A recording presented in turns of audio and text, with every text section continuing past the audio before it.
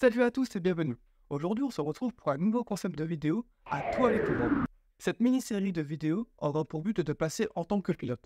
Dans ce premier épisode, nous allons voir comment on fait pour décoller et pour atterrir. Tu es prêt? Alors c'est parti! Le but du décollage est de faire accélérer l'avion pour que l'air autour de l'aile génère assez de portance pour le faire s'envoler.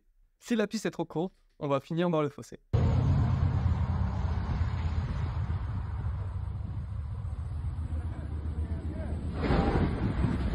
Vu qu'on est assez malin, on va regarder dans le manuel de vol la distance nécessaire pour que notre appareil puisse s'envoler. Quels sont les facteurs qui font varier cette distance? Alors tout d'abord, nous avons la densité de l'air, donc c'est-à-dire la hauteur à laquelle se trouve la piste et la température. En ce qui concerne l'avion, c'est sa masse. Et enfin, nous avons aussi le type de piste, c'est-à-dire soit on va décoller une piste en herbe, soit une piste en dur. Dans cette vidéo, nous allons décoller depuis la piste 21 à Lens. C'est une piste en herbe qui se situe à une altitude de 200 pieds et la température extérieure est de 15 degrés. Pour éviter toute mauvaise surprise, nous allons considérer que l'avion est chargé à son maximum, avec sa masse maximale qui est de 900 kg. D'après le manuel de vol, la distance nécessaire au passage des 15 mètres est de 640 mètres. Nous allons l'arrondir à 700 mètres. Pour l'atterrissage, c'est le même combat. Il faut déterminer la longueur de piste nécessaire pour pas qu'on fasse une sortie de piste.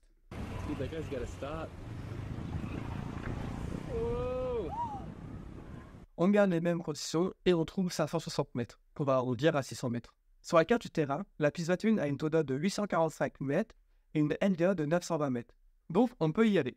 On se retrouve à bord du Fox Golf Echo Kilo Tango. On vient de terminer la checklist avant décollage.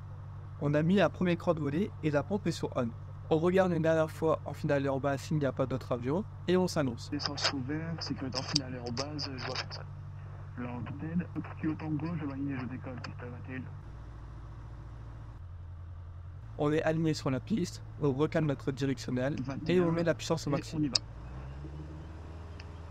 On surveille nos paramètres. La pression elle est correcte, la température d'huile elle est correcte.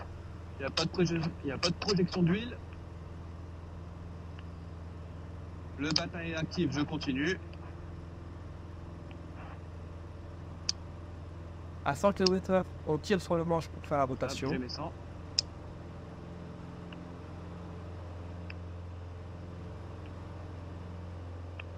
Notre première montée est à 130 km/h. Passage des 300 pieds sol, donc ici 500 pieds QNH. On coupe la pompe et on rentre les volets. On poursuit la montée à 140 km/h. 500 pieds, je coupe la pompe, je rentre les volets. Voici un autre exemple à Péronne sur une piste en dur lors du rallye aérien.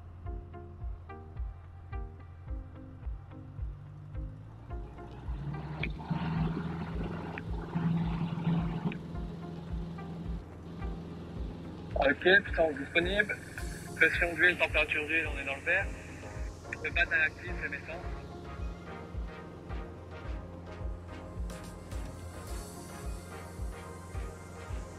Super, on est en l'air. Maintenant, il faut atterrir. Ici, on va voir la technique d'atterrissage. On verra dans une prochaine vidéo le tour de piste. En effet, un bon atterrissage dépend d'une bonne approche, qui dépend d'une bonne préparation avant d'atterrir. On est en finale piste 21. L'antenne, Fox Kilo Tango, en finale piste 21, très complet. La vitesse d'approche du DR400 est de 140 km/h avec un cran de volée et 130 km/h avec deux crans. Ici, le vent est faible. Si le vent était plus important, 10 voire 15 nœuds, on majeure notre vitesse d'approche à 135 voire 140 km/h. En finale, on gère la vitesse avec l'assiette et la hauteur avec la puissance. Donc si on est trop haut, on réduit les gaz. Si on est trop bas, on remet de la puissance. On se répète en tête axe, plan, vitesse. Il faut avoir un bon circuit visuel entre la piste, la vitesse et la bille. Une fois qu'on est assez bas, on réduit totalement les gaz pour laisser l'avion planer. Maintenant, on va regarder au loin et on va empêcher l'avion de tomber. Ça, on va tirer progressivement sur le manche. Si c'est bien fait, on va entendre l'alarme de décrochage ou toucher des roues.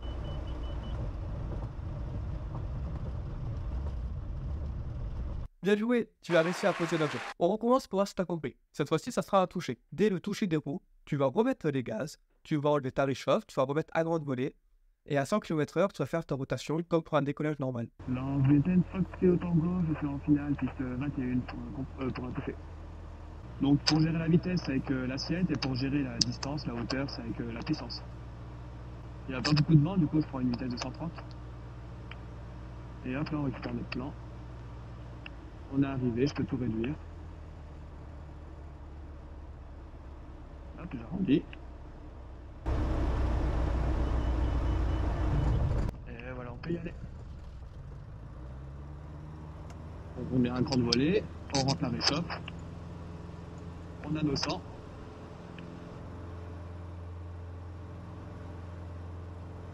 Et c'est parti. Je te conseille, tu dois faire un toucher sur une piston dure. Prends ton temps. Comme d'abord ton grand volet, prends ta réchauffe et après mets les gaz. La piste sera assez longue et sur une piste en dur, l'avion accélère facilement comparé à une piste en herbe. Vu que sur une piste en herbe, il y a beaucoup plus de frottement. Pourquoi je te dis ça? Parce que sur une piste en dur, dès que tu vas remettre les gaz, l'avion va directement partir à gauche et ça peut être surprenant. La première fois que ça m'est arrivé, je pensais que c'était mon instructeur qui m'était exprès de supplier à gauche, mais non, et j'ai eu une belle frayeur. Maintenant, tu sais atterrir et décoller. On se retrouve pour le prochain épisode.